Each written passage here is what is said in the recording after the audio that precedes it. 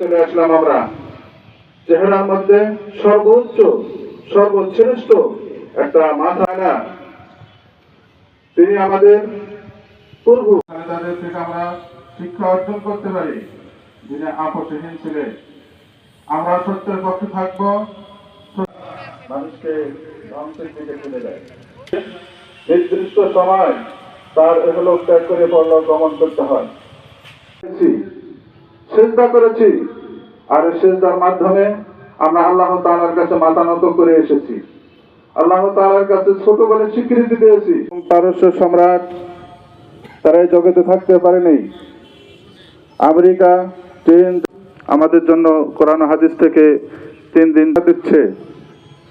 আমাদের এই জগৎ থেকে অনুসাল্লি আলা রাসূলিহিল কারীম আম্মা বিসমিল্লাহির রহমানির রহিম আমানতু বিল্লাহ।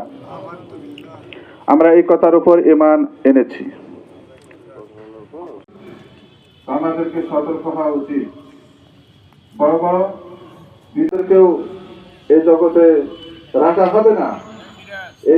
আমাদের প্রাণপ্রিয় নেত্রী এমন এক নেত্রী ছিলেন যিনি ধ্বংসাত্মক হিংসাত্মক রাজনীতি থেকে নিজেকে সবসময় দূরে রাখত। তাই আমি বলবো, কারো মনে যদি আমাদের প্রাণপ্রিয় নেত্রীর কোনো ইয়াতে কেউ যদি কষ্ট পেয়ে থাকেন, কেউ যদি দুঃখ পেয়ে থাকেন, আপনারা মাফ করে দিবেন।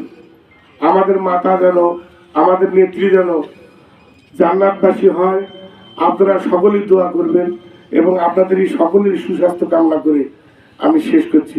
আসসালামু আলাইকুম।